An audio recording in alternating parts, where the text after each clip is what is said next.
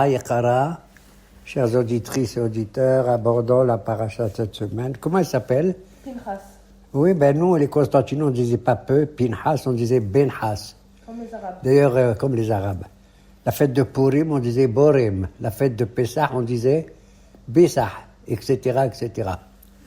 C'est là que vient aussi qu'on a changé Bibi, Netanyahu. Le papa, chez nous, on l'appelait Baba, Baba Orom. Tov, cette paracha, on va en parler, mais au préalable, posez la question que je vous demande. Quel est selon vous, dans toute la Torah, le passouk que vous aimez le plus, que vous devez le mieux appliquer? Quel est le passouk le plus beau? Ve'afta l'eracha kamocha. Ve'afta l'eracha kamocha, bravo. Il y en a qui vont te dire, oui, il est beau, mais je préfère dire un passouk des Aseret Adibrot, des 10 commandements. Et un autre, il va te dire, non, le plus beau passouk pour moi, c'est la création de l'homme, dans Maaseh Bereshit. Donc chacun, il a une tendance à aimer ceci, cela. Eh bien, je vais vous dire, vous n'avez pas honte de répondre comme ça, quelle que soit la belle réponse. Pourquoi? Ils sont tous importants. Parce qu'ils sont tous d'un côté importants, Nachon, de l'autre côté, c'est toute la Torah qui nous a été donnée, depuis Bereshit jusqu'à l'École Israël. Donc chaque mois, à tel point que si dans un Sefer Torah, il manque une lettre, d'accord, en moins, où il y a une lettre en plus, il n'est pas kasher. Nachon? Donc il y a une dimension importante de tout le Sefer Torah, et nous devons aimer chaque lettre, chaque mot, chaque chose qui a son importance. C'est comme dans une maison, pour ainsi dire. Je donne un exemple. Qu'est-ce que vous aimez de plus à la maison? C'est le salon. Oui, qu'est-ce que vous aimez le plus? C'est la chambre à coucher. Qu'est-ce que vous aimez le plus? C'est le masgan. Oui, c'est vrai ce que vous dites, mais ce qui est bien dans la maison, c'est toute la maison. Parce que j'ai besoin de dormir, j'ai besoin en pleine chaleur de Tammuz, qui fait très chaud, mamache, très chaud le jour de Tammuz. D'ailleurs, ça me rappelle une histoire. Un beau jour, un Jules César, un gouverneur romain, il a demandé à Rabbi Yoshua ben Hanania, dis-moi, moi je veux voir le bon Dieu dont vous parlez. Il a créé le monde, il a fait tout ceci, tout cela. Je veux le voir vraiment avec mes yeux. Rabbi Yoshua ben Hanania a dit, écoute, Majesté, venez. On est le mois de Tammuz, c'est le mois où il fait le plus chaud, Nachon, puisque bientôt on va faire Shiva Asar B'Tammuz. En plein midi, sous la chaleur et tout, il lui dit, Majesté, oui, je vous prie de regarder le soleil. Le César, il a dit quoi? Impossible, on ne peut pas regarder le soleil, Nachon, en plein yeux. C'est impossible, vu la chaleur et vu les rayons terribles. Alors Béchoua, il a dit, vous avez vu, Majesté, que vous êtes incapable de voir le soleil et vous me demandez, vous n'avez pas honte, à moi, vous me demandez de voir Akadosh Baruch Hu. D'accord? Les étoiles, il y en a des milliers, des millions et des millions. On n'en voit que quelques-unes, et encore la nuit. On ne voit pas le reste. Et vous voulez voir le bon Dieu. D'accord? Le bon Dieu, on appelle ça Ro'e ve'eno nir'e. Il voit, mais il n'est pas visible. Il n'est que, on le ressent dans la création du monde, dans ce qu'il a fait et dans les événements aussi. Alors toi, tu as dit le plus beau passouk, c'est Ve'afta l'eracha kamocha, et d'autres, c'est beau, c'est bien. Je vais vous étonner, tu sais quel est le passouk le plus beau, dit la Gemara? C'est quand on fait les korbanot, il y a écrit Et akebesecha ta'ase baboker, ve'et akebesa sheni ta'ase ben ha'arbaim. Le mouton? Le mouton qu'on offre le matin dans les Tmidim, chaque jour, un le matin et un l'après-midi. D'accord? En quoi c'est le plus important du psukim, d'après toi? Ceci va t'enseigner que la simplicité d'une action humaine, elle est plus importante dès lors qu'elle est be'atmada, quand tu la fais de manière permanente. Tu crois dans quelque chose, fais-le de manière permanente. Tu aimes la prière, arrange-toi pour la faire de manière permanente. T'as compris? Quand tu fais Abba, tu habitues l'habitude d'une mitzvah, elle entre à l'intérieur, pas seulement de ton corps, mais de ta neshama, de ta ruach et de ta neshama. Nachon? Voilà pourquoi j'ai aimé beaucoup cette explication. La hashkada. C'est gentil, sois toujours gentil, pas une fois tous les mois, tu as compris? Ok? Voilà, c'est serviable, sois toujours serviable. Tu fais les mitzvot, fais toujours les mitzvot. Pas tu dis une fois oui je peux, une fois je peux pas, sauf si tu es fatigué, tu es malade. D'accord? On m'a posé la question, qu'est-ce que je fais? Un vieux monsieur, vraiment fatigué et tout, il n'arrive pas à jeûner, Shiva Sar Betamouz. Il me demande à moi. Je lui ai dit, demande à ton rabbin. Il m'a dit, non, je vous demande à vous. Eh bien, je lui ai répondu, je lui ai dit que Kadosh Baruch Hu, il a demandé Ta'anut Nafshotechem, bien sûr, mais celui qui est au niveau de sa santé n'arrive pas, eh bien, il ne fait pas le jeûne. Mais disons qu'il va manger moins que d'habitude, d'accord? Besséder. Et il ne va pas s'amuser à danser ou à faire des choses qui vont contre la peine que nous avons de voir qu'on fait le 17 Tammuz à cause du Hegel Azav. Mais je ne veux pas allonger la sauce là-dessus. C'est quoi Baruch Meshane Aberiot? Ah, il y a une bracha, merci de poser la question. Quand on mange, on voit une chose merveilleuse et tout, on doit dire par exemple, j'ai acheté une chemise nouvelle, qu'est-ce que je fais? Shehianu Mikiyemanu. Ganu la zemanazé. J'ai mangé un fruit nouveau aussi, je fais Shehianu, etc., etc. Il y a une bracha étonnante qui s'appelle Baruch Ata Hashem U'Mechaolam, Meshane Aberiot. Mon Dieu, je te bénis parce que tu as fait des créatures tout à fait étranges, les plus étranges. Quels sont les animaux les plus étranges? D'après nos haramim, c'est le kof et le pile, c'est-à-dire le singe et l'éléphant. Pourquoi on fait une bracha sur eux? Pourquoi je ne fais pas sur une chauve-souris? Pourquoi je ne fais pas sur un lion, etc. Ils répondent parce que ces deux animaux-là, ce n'est pas seulement des animaux en tant que tels, que Dieu préserve, c'est des Gilgoulim, tu sais de qui? Non. Ceux qui ont fait le Dor Babel, ceux qui ont construit la tour de Babel, dans la Torah, Dora Flaga. Eh bien, ils ont voulu se faire une réputation, montrer que toi, tu as un nom, le bon Dieu, nous aussi, on a un nom, une réputation. Tu sais comment il les a punis, le bon Dieu, d'après certains? Je frissonne quand je vais te le dire. Il a transformé certains de ces hommes en quoi? En singes et en éléphants. Wow. Voilà pourquoi, Dafka, tu dis, Meshane Aberiot, mon Dieu, nous te louons parce que tu as fait des créatures tout à fait étranges. C'était des êtres humains et c'est devenu. Voilà pourquoi tu vas au Gan Hayot, une fois par mois, par exemple, tu vois, comment je les appelais, le coffre, le singe et l'éléphant. Et tu dois faire cette bracha. Les gens, ils ne savent pas. Les gens, ils ne savent pas. Voilà, et bien j'ai appris ça, Moraï Verabotai, cette halakha réelle. Et justement, à propos de la parole, ça veut dire quoi la parole, la colle? Mais la parole, je ne vais pas en parler. La semaine passée, on a vu qu'un monsieur, Balak et Bilham, ils ont voulu utiliser la parole à travers la malédiction pour Barminan nous attaquer. Étant donné que Balak n'était pas capable de faire la guerre contre nous, puisque nous, on a gagné, tu sais qui? Sihon, Mileka Imori, Og, Mileka Bashan. Des géants puissants. Quand il a vu ça, il a dit, wow. Il a dit à Bilham, Yallah, il y a une manière, tu sais, les Juifs, comment ils gagnent tout le monde? Grâce à la parole. La preuve, c'est En Koham et Labapé. Parce que leur chef, à eux, Moshe, il a gagné grâce à sa parole à lui. D'accord? La parole qu'il a vis-à-vis d'Akadosh, Baruch Hu et tout. Elle a une influence énorme, véritablement. Alors, quelle est ta question? Je n'ai pas compris. Non, par rapport, on dit à quoi il a fait la Bessamim.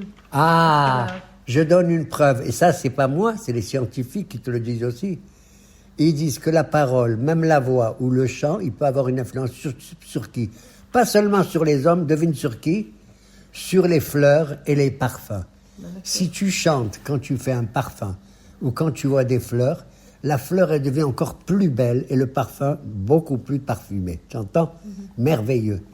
C'est incroyable comment la voix, la parole, le chant, il a une influence sur une matière. D'accord? Par contre, tu te tais. Pas de parole, tu sais devant quoi? Quand tu vas dans un endroit où on fabrique du vin. D'accord?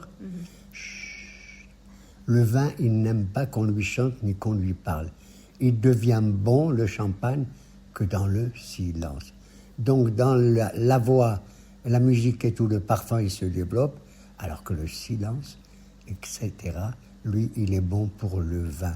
Il devient très très bon, très très très bon, le silence. C'est d'ailleurs ce qu'on verra peut-être dans l'Haftara de cette semaine, de cette paracha, c'est l'Haftara d'Eliyahu Hanavi. Quand il arrive à la fin de sa vie, il va à l'endroit où il a vu le bon Dieu, je conclus rapidement, et le bon Dieu dit, c'est toi, Malekapo, Eliyahu, qu'est-ce que tu viens faire ici? Miskin Eliyahu Hanavi, il a été poursuivi par Isabelle, la femme de qui? De Ahab, qui voulait le tuer. Par tout ce qu'il a fait, il a tué, tu sais, au mont Carmel, 450 prophètes de Baal et d'Ashtaroth et tout. Et il a eu peur, il s'est sauvé. Il avait faim, il a dit, mon Dieu, Tov moti mehayai. Je ne suis pas meilleur que mes ancêtres, je veux mourir, ça suffit. Il s'est allongé, il s'est endormi à côté d'un arbre. Un ange, il a réveillé, il lui a dit, Eliyahu, allez, lève-toi, tu as faim, mange. Et il a vu devant lui quelque chose qu'il a mangé. Après, il s'est rendormi encore. Il y a Eliyahu, dit l'ange, allez, lève-toi. Il mange le pauvre, il a un petit peu de force, il va marcher pendant 40 jours sans manger encore. Et il arrive à l'endroit, Nachon, où il y avait Moshe Rabbeinu avant, qui a vu le bon Dieu.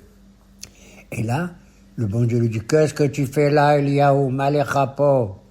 Il lui dit, je suis là, parce que ton peuple, Azvu Beritra Bene Israël, ils ont abandonné ton alliance.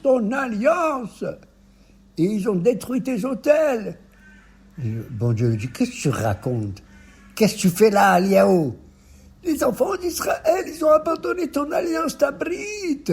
Ils ont détruit tes autels. Alors le bon Dieu dit, ça va, basta. Qu'est-ce qu'il fait le bon Dieu? Kol Ruah.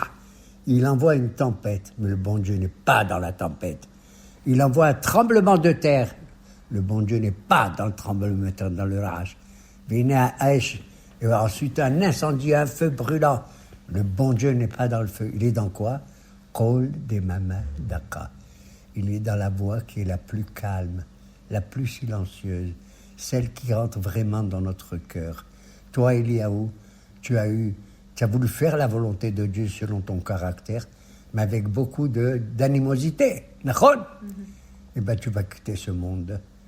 Tu vas nommer quelqu'un d'autre à ta place, Eliyahu. Et tu reviendras un jour vivant, et c'est toi qui annonceras le Mashiach, et tu auras un caractère différent de tout. Tu comprends? Tu as dit, les Juifs, ils ont abandonné la brite, ton alliance. Tu racontes n'importe quoi. Demande au Rav Gedi, il va te dire, quoi? Que les Juifs, ici, partout dans le monde, en Israël, partout, même ceux qui sont religieux, même ceux qui ne sont pas religieux tellement, qu'on appelle Za'amal et Hilonim, tu sais quelle mitzvah ils font? Quelle? Ils font rien. Ils font la Brit Mila, Hazak Baruch. Tu te rends compte? La Brit Mila, c'est la mitzvah la plus dure qui soit. Tu es d'accord ou pas? Un bébé, à l'âge de 8 jours, d'accord? On vérifie s'il est en bonne santé et tout. On lui fait la Brit Mila, Misken, il pleure. Hein, quand on lui fait la maman, alors je te dis pas comment elle pleure aussi. D'accord? Eh bien, ils ont fait la Brit. La mitzvah la plus dure à un enfant, un bébé. Et tu veux que je te dise une manière de savoir que quand ils ont fait la brite, c'est comme si, même les Hilonim, c'est comme s'ils ont fait les 613 mitzvot. La valeur numérique, la gematria de Berit, Bet, Resh, Yutta, c'est combien? 612. Tu entends? Brit, c'est 612. Alors il en manque une. Voilà, il en manque une. Eh bien, une seule, c'est tout. Et celle qui manque une, c'est la brite. Brite, c'est 612, plus la brite, la circoncision, ça fait 613. Tu as compris? Voilà pourquoi Akadosh Baruch Hu, grâce à la brite, il conserve le peuple d'Israël. Et pendant la brite, tu sais qu'est-ce qu'on dit, qu'est-ce qu'on chante? Eliyahu Hanavi, comme le samedi soir. Où il s'assoit le sandak qui tient le bébé pour la brite? Dans un kissé qu'on appelle kissé shel Eliyahu, sur le trône, sur la chaise, le fauteuil de Eliyahu Hanavi, Bimera Beyamenu, qui nous viennent avec une douceur merveilleuse. Il a changé de caractère, tant mieux, il est devenu très doux comme Moshe Rabbeinu, le pauvre dans cette paracha, que le bon Dieu lui dit, tu vas monter sur la montagne de Habarim, tu n'entreras pas en Israël, tu regarderas le pays d'Israël, c'est tout.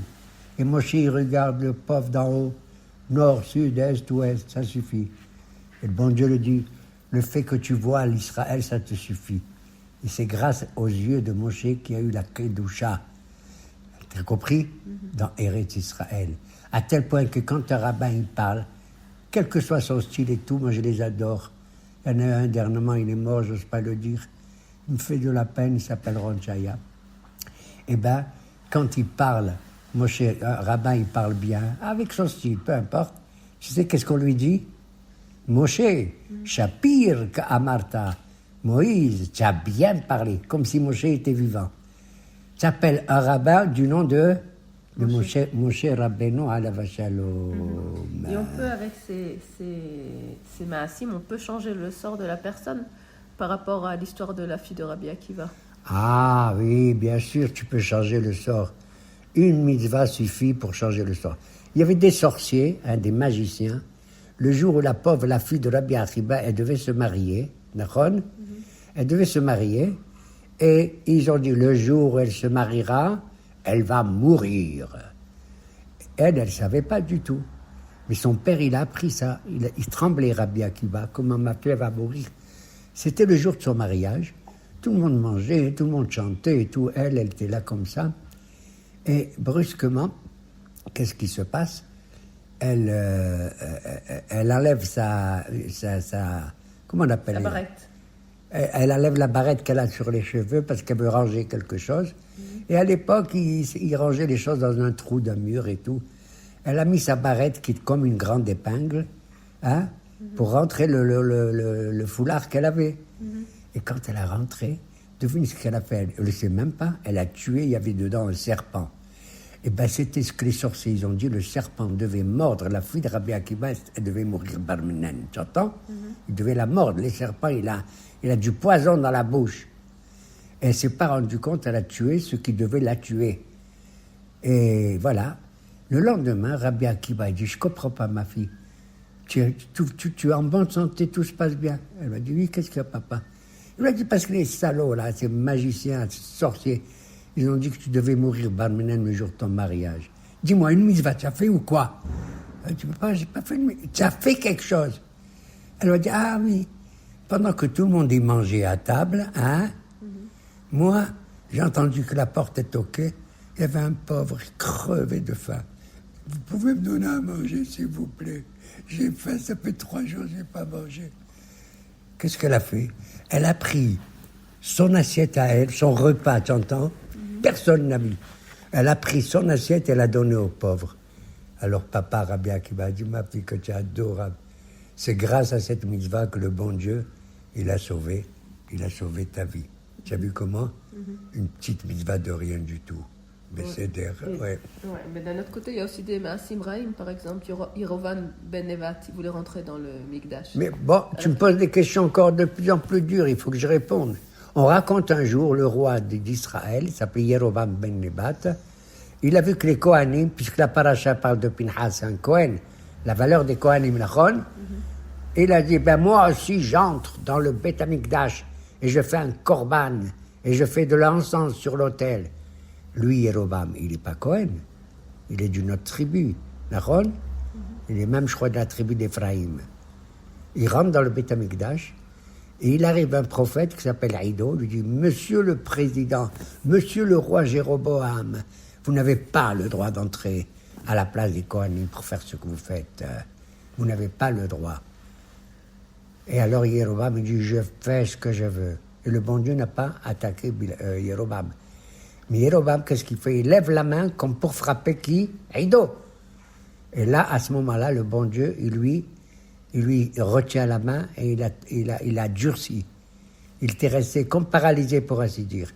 De là, j'apprends que quand on veut frapper quelqu'un, c'est beaucoup plus grave que si on rentre au Beth Amikdash, t'entends, pour remplacer un Kohen.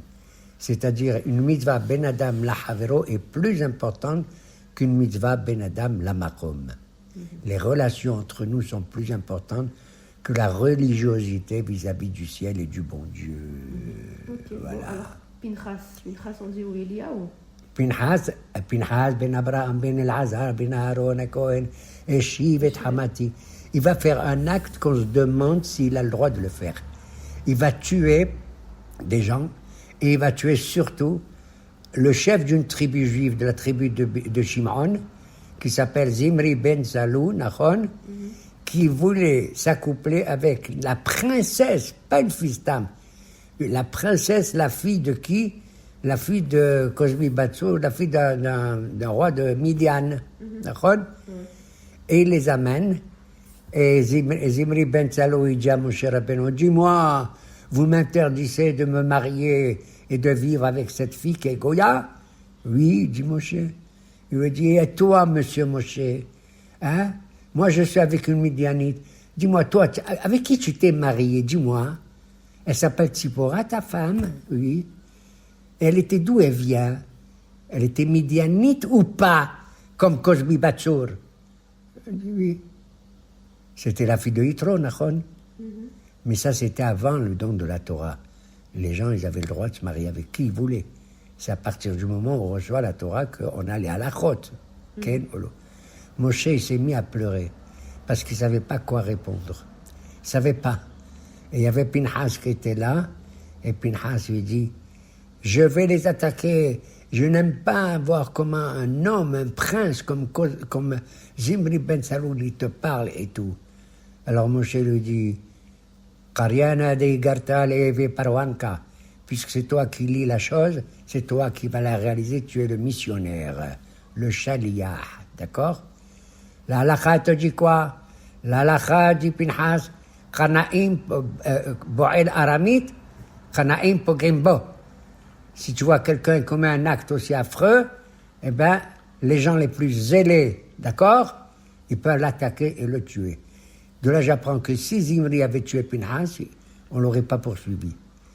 Et donc, Pinhas a fait un acte personnel, uniquement personnel, d'accord, pour sauver tout le peuple juif de cette affaire affreuse où les femmes de Midian, elles ont attiré les Juifs, 1, en leur donnant à boire du vin, 2, en les faisant entrer à l'intérieur, 3, à se prostituer avec des goyotes d'Aaron.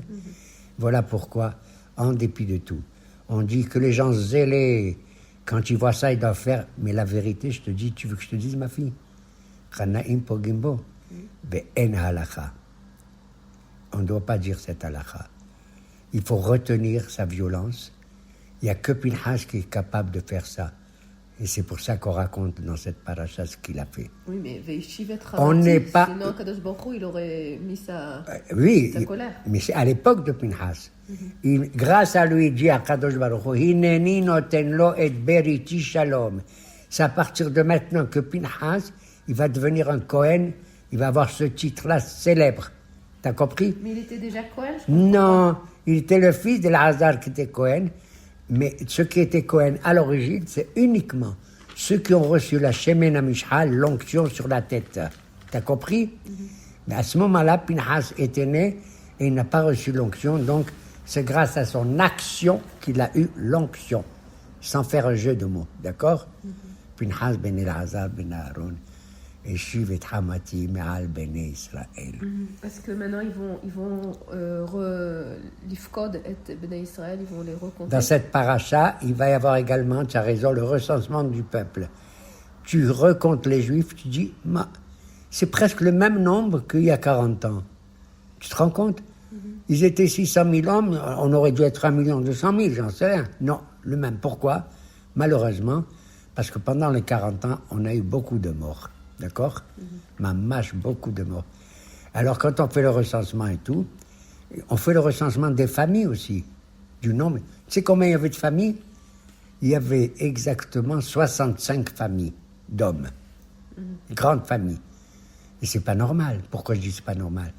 Parce que normalement, on aurait dû être 70 familles. D'où je sais, c'est quand Yaakov Avinu, il est descendu avec ses enfants, ses petits-enfants et tout, ils étaient 70 familles. C'est la valeur qu'on a du chiffre 70. D'ailleurs, David Amelech, il a vécu jusqu'à 70 ans. Et ce chiffre-là, il correspond aux 70 nations du monde. Keneged Shivaim Umot Haolam. D'accord? Or, il n'y a que 65. Et Moshe dit, maman, on n'est que 65, il manque 5 familles. Tu sais ce qui arrive brusquement? Il y a 5 femmes qui arrivent. On les appelle Bnot Tzelofhad, les filles de Tzelofhad. D'accord? Et Elles disent à Moshe, Moshe, vous êtes en train de distribuer plus tard la terre d'Israël aux 12 tribus. Pourquoi vous les donnez qu'aux hommes et pas à nous? Pourquoi nous? On n'a pas de frère. D'accord, si on avait un frère, il aurait reçu, on aurait été dans la nahala de notre frère. Mais on n'a pas. On n'est que des filles, on n'est que des filles. Donne-nous une nahala. Moshe ne savait pas quoi, quelle est la halakha, il a oublié. Il y a 4 choses que Moshe il a oubliées qu'il demande au bon Dieu. Et il dit, attendez, restez là, je vais demander. Et le bon Dieu, il répond à Moshe, il dit, Ken benot Tzelofhad dovrot. Les filles de Tzelofhad, elles parlent merveilleusement, elles ont raison, tu vas leur donner. Ah, de là j'apprends que, puisqu'on n'était que 65 familles, d'ailleurs la valeur de 65 c'est Adnout, Aleph, Dalet, Nun, Yud. Il manque 5. Eh bien c'est les 5 filles qui vont compléter les 70 familles par rapport aux 70 nations du monde. Tu as compris? C'est quelque chose d'extraordinaire. Voilà pourquoi à la fête de Sukkot, tu sais combien de corbanotes on offre? 70. 13, 12, 11, 10, 9, 8 et 7. Ça fait 70 en tout. Pourquoi? Il ne faut pas avoir une attitude négative vis-à-vis des nations du monde. Sauf si c'est nos ennemis, bien sûr. D'accord? Voilà pourquoi. La preuve, c'est qu'Akadosh Baruch Hu, il a béni Abraham, il a dit « Veni berechu becha kol mishpechot adama ». Ils seront bénis par toi, toutes les familles de la terre. Tu entends? Il raconte que tous les ennemis, que le bon Dieu leur mette dans le cœur aussi un esprit de paix et pas de méchanceté, de violence et de haine par rapport à nous. Voilà pourquoi les 5 filles, elles sont... Tu sais qu'il y a une autre fille qui a été mentionnée dans le recensement. On compte 600 000 juifs, des hommes, et pas les femmes. Pourquoi on compte les hommes et pas les femmes? Pourquoi les hommes, ils ont la nahala en Israël et pas les femmes? Hein? Pour 2 raisons. C'est parce que c'est les hommes qui, eux, seuls doivent faire la guerre et pas les femmes. On n'envoie pas des femmes à faire la guerre dans des tanks ou ailleurs. Et la deuxième raison, c'est quand une famille, elle a un champ, c'est l'homme qui doit travailler sur la terre. C'est dur de travailler la terre, Nahon. Moi, je l'ai fait un jour pour les patates, crois-moi, c'était dur. Pétéder, et pas les femmes. Les femmes, elles sont merveilleuses pour s'occuper de nos bébés. Il y a une seule femme encore qui est mentionnée, je ne sais pas pourquoi. Elle s'appelle Serah Bat Asher. Tu te rends compte, Serah, un nom rare, hein? C'est merveilleux, c'est une femme qui s'appelle Serah. C'est pourquoi il la nomme Serah Bat Asher, parce que c'est elle, quand on était en Égypte, Moshe Rabbeinu, il a dit, Yosef Hatzadik, notre ancêtre, il a dit, que ne me laissez pas ici en Égypte.